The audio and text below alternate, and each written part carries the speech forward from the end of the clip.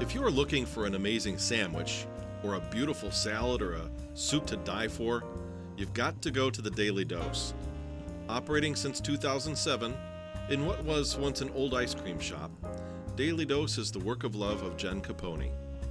Fed up with the corporate grind, Jen decided to follow her heart and serve good food to the community. And oh boy, does she serve good food. Creatively conceived and expertly made sandwiches, including paninis for lunch or breakfast, and you must, and I mean must, try both the awesome beef and the Capone special paninis, plus daily soup specials and coffee or tea creations make the Dose a standout. They don't stop with using quality ingredients and insisting on making sure everything tastes amazing. Oh no! The cooks at Daily Dose take the time to ensure the presentation matches the quality of the food. On top of all that, you'll find a friendly staff that actually enjoys providing good service. Most likely because they all love Jen and will do anything for her.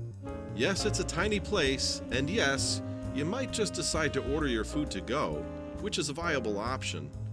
But I highly recommend doing what you can to stay just to see how they plate your food and how well they take care of you.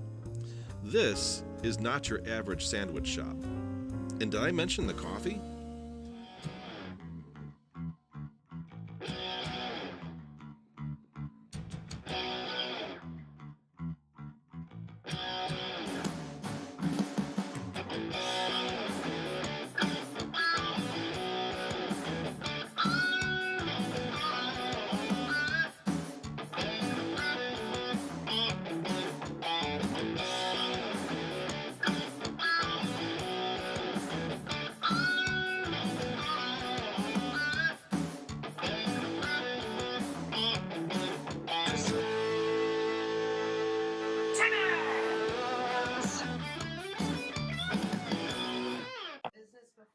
I took over was an ice cream / hot dog place. Okay. So, and that was probably 3 times over. There was a couple different owners.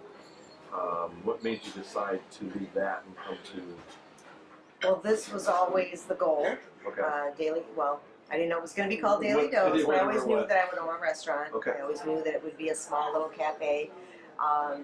The places that I've looked at over the years, and I've been every spring, so springtime is a time for me to be an entrepreneur. Okay. And I've just practiced that since I was 17 years old. I go driving around in my car, where's my coffee shop going to be? Where's this going to be? So places like Coffee Pot, which used to be Bubba's back in the day. Right. That was kind of like my place that I would go for breakfast. Yeah. And loved it, loved the environment. Okay. So that was kind of what my goal was, to always have that. Corporate job came along because there's bills to be paid. You know what I mean? Right. So with that job, I worked there for 13 years. I started as a mail order. I used to extract mail. Ended up being part of marketing. Learned a lot of skills in buying, which gave me the confidence to open a business. Sure. How did it feel when you took that jump, though? It was pretty scary. The decision came after I had gone back to the same company I left. So I left the company because I had a child. They wouldn't give me part-time work. So that's kind of where all that started stirring up again. We need to get this business going. But I thought, not quite ready. Went back to school, got a degree for what I was doing for the company. Yeah. Went back and made $10,000 less a year with a degree. And I was like, very unsettling. So it was kind of like, why did you go back? So yeah, right. When I left there for the second time, and I was only there 3 months, that's when I was like, I'm ready. I'm ready. Because you did a big remodel of this place before you were able to move in. And so you said it was always in the works, you wanted a small coffee shop. This is more than a coffee shop, though. You created something that it's kind of unique in Kenosha at the time, I think. I mean, there were sandwich shops, maybe, but nothing like what you do. What drove you to create something so, I'll just say, with such high quality? Coffee is a passion of mine. That has always been a passion of mine. Again, going back to the corporate job, I was the one who got to run for coffee, so a big Starbucks fan. Always going, running for coffee. Very important to have good quality. Oh, yeah. So I always knew that would be part of whatever type of restaurant I opened. Okay, so low quality product is not something that we're going to take in. Sure. I'm a self-taught chef at home. You know, I've always cooked. I've Okay. always done these things. So in my eyes, when you open a restaurant, I think everybody believes this, but your product should be high quality. Mhm. So when I cook at home, I use the best salami, the best cheese, the best ingredients. This is my home, so we bring home here. Right. And that's Sure. kind of, it happened. Yeah. Because my expectations are high. And my expectations are high here. Sure. I want to give what I have. You make great food, but the presentation is, again, there's only one or two other places in town that I know of that actually take that much time on the presentation. Presentation is everything. Mm-hmm. Everywhere, everything.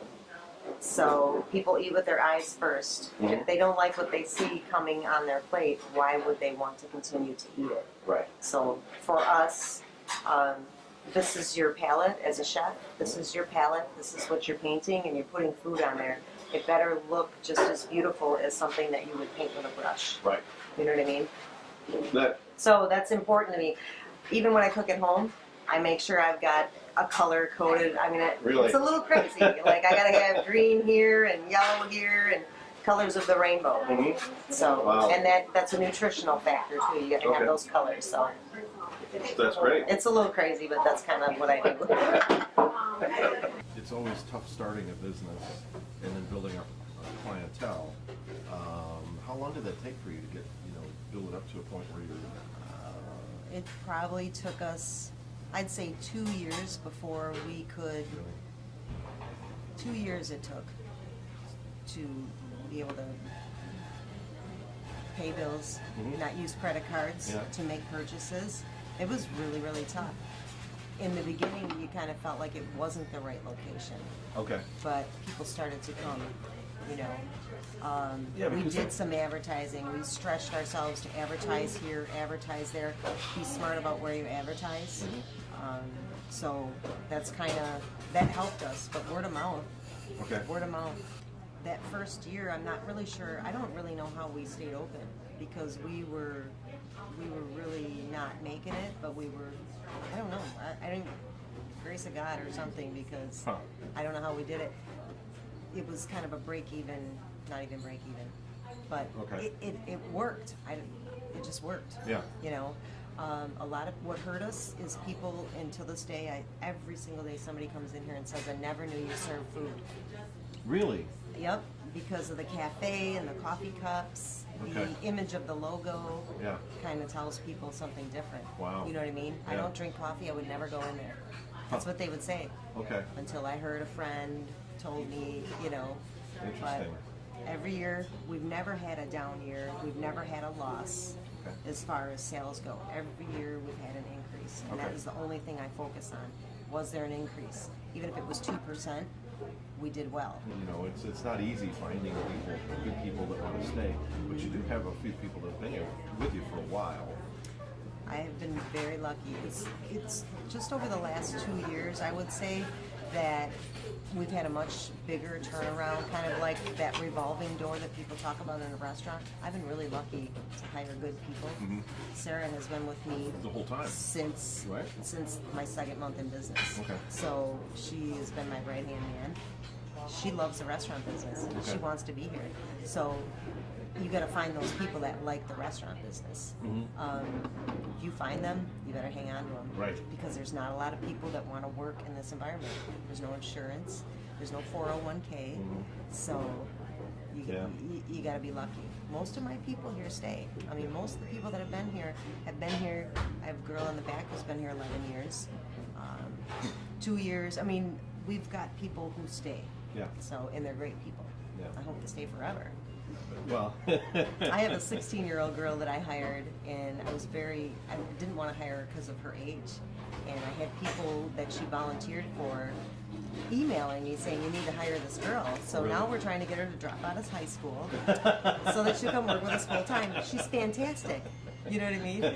So yeah, you gotta get those people that want to work in the restaurant. Right. You know, this particular girl just happens to be awesome. Okay. You know? But like, we always laugh at her. Are you ready? Are you ready? Right. Thanks for having us out. Yeah. For Thank taking you. the time to talk with me. Cheers. Appreciate it. Mhm.